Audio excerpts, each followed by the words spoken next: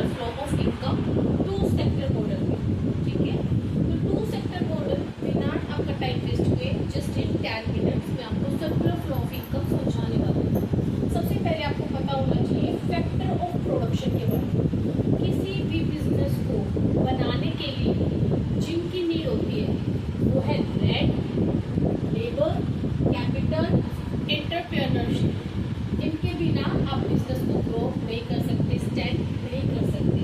ये कोई भी आम इंसान हो सकता है जिसके पास ये चीज़ अवेलेबल हो सकता है ज़्यादा लोगों में हो। तो जिससे कि हम लेते हैं वो होता है हाउस होल्ड। हाउस होल्ड हमें क्या प्रोवाइड करेगा? Land, labour, capital, entrepreneurship. किसको प्रोवाइड करेगा? फर्म। टू सेक्टर है तो यहाँ पर सिर्फ दो ही सेक्टर की बात करेंगे। एक सेक्टर हाउस होल्ड है, एक सेक्टर आपका फर्म है। तो फैक्टर ऑफ प्रोडक्शन के बदले में आपको फैक्टर पेमेंट मिलती है। अगर हम किसी को लैंड उधार पर देते हैं तो उसके बदले में रेंट आता है। लेबर की तरह हम काम करते हैं तो हमें वेजेस मिलते हैं। कैपिटल अगर हम पैसा किसी को देते हैं तो हमें इंटरेस्ट मिलता है। एंटरप्रेन्योरशिप अगर कोई भी व्यक्ति एंटरप्रेन्योरशिप का काम करता है, बिजनेस स्टैब्लिश करता है तो उसको प्रॉफिट अर्न होता है। ठीक है, तो हाउस होल्ड और फर्म टू सेक्टर मॉडल के बारे में हम पढ़ेंगे। हाउस होल्ड जो कि आम इंसान कहलाता है, कोई भी हो सकता है, और वही कोई भी आम इंसान ही किसी भी बिजनेस को ग्रो करता है, एस्टैब्लिश करता है। तो किसी भी व्यक्ति के पास इतना पूंजी नहीं होती, लैंड नहीं होता कि वो अकेले सफिशिएंटली काम को कर सके, उसे किसी न किसी की हेल्प की नीड होती है। तो house hold land, labour, capital, entrepreneurship किसको देता है? फर्म को। तो फ्लो ऑफ फैक्टर सर्विसेज होता है। ठीक है, हाउस होल्ड ने क्या दिया? लैंड, लेबर, कैपिटल और एंटरप्रेन्योरशिप। किसको दिया? फर्म को दिया। अब इनकी मदद से फर्म क्या करेगा? गुड्स एंड सर्विसेज बनाएगा और इनकम जनरेट करेगा। जैसे ही वो इनकम जनरेट करेगा तो फर्म ने जो फैक्टर सर्विसेज ली है उसके बिहाफ पर उसको पेमेंट करेगा।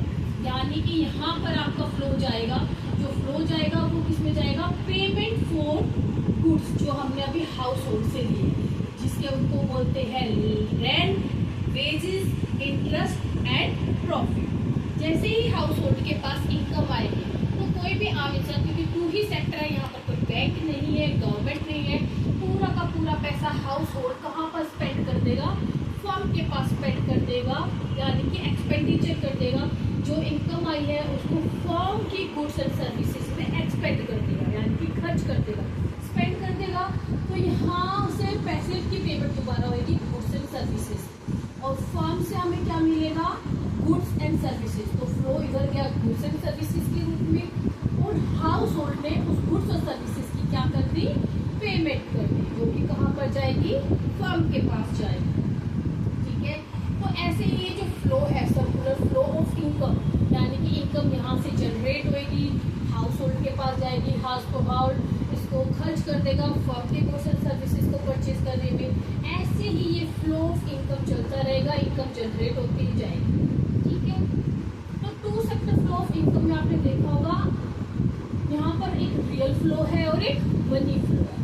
रियल फ्लो का दूसरा नाम फिजिकल है, यानी कि अल्टरनेट है, नेम है इसका। रियल फ्लो मतलब क्या होता है? Exchange of goods without use of money. जब हम हाउस होल्ड फर्म को गुड्स और सर्विसेज प्रोवाइड कर रहे हैं, जैसे कि लैंड, लेबर, कैपिटल, एंटरप्रेन्योरशिप, इसमें कोई भी पैसे का एक्सचेंज नहीं है, इसमें इसको बोलते हैं रियल फ्लो। ऐसे ही फर्म ने जब अपनी गुड्स और सर्विसेज जनरेट की थी और हाउस होल्ड ने परचेज की थी, तो जब गुड्स और सर्विसेज यहाँ से गई तो वो भी क्या था? Real flow. यहाँ पर कोई भी यूज नहीं था मनी।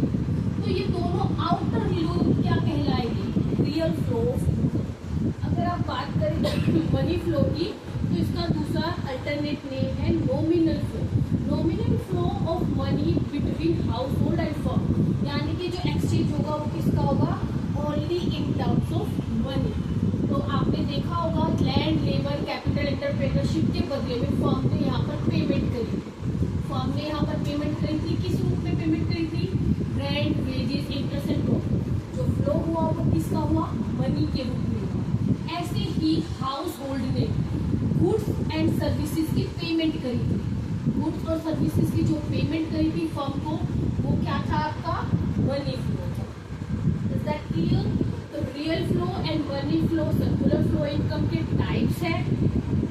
अब यहाँ पर एक और टॉपिक आ जाता है इंजेक्शन के बारे में और लीकेज के बारे में। देखो, अगर टू सेक्टर इकोनॉमी है तो ना लीकेज होएगा ना ही इंजेक्शन होगा। लेकिन अगर आपके पास कोई भी फाइनेंशियल इंस्टीट्यूशन जैसे कि बैंक आ गया तो लीकेज भी होने के चांसेस है और आपकी इंजेक्शन होने के भी चांसेस है। Two sector, three sector, four sector के बारे में हम पढ़ते हैं। इंजेक्शन मतलब होता है withdrawal of money, sorry leakage का मतलब होता है विड्रॉल ऑफ मनी। अगर सर्कुलर फ्लो ऑफ इनकम में से पैसा निकल जाए तो फ्लो क्या हो जाएगा, कम हो जाएगा। लाइक हाउस होल्ड है, अगर सारा पैसा खर्च ना करके बैंक में सेव कर देगा तो सेविंग के रूप में सर्कुलर फ्लो में क्या हो जाएगा, लीकेज हो जाएगा, यानी कि पैसा यहाँ से निकल गया, यानी कि इनकम जो जनरेट होगी वो कम होगी, यानी कि डिक्रीज हो जाएगी। ऐसे ही इंपोर्ट हो सकता है, दूसरा ऑप्शन हो सकता है रेस्ट ऑफ द वर्ल्ड, यानी कि अगर फोर्थ सेक्टर आ जाए तो हम दूसरे देश से भी क्या कर रहे हैं, इंपोर्ट कर रहे हैं। तो हम फर्म से ना खरीद कर दूसरे देश से खरीद रहे हैं तो भी हमारे सर्कुलर फ्लो से इनकम क्या हो जाएगी, डिक्रीज हो जाएगी। ऐसे ही टैक्स हो सकता है, सरकार टैक्स लगा दे तो टैक्स की वजह से भी हाउस होल्ड यानी कि आम इंसान की इनकम क्या हो जाएगी, कम। ऐसे ही फर्म पर भी टैक्स लग सकता है तो फर्म की भी इनकम क्या हो जाएगी, कम, और सर्कुलर फ्लो ऑफ इनकम क्या हो जाएगा, डिक्रीज हो जाएगी।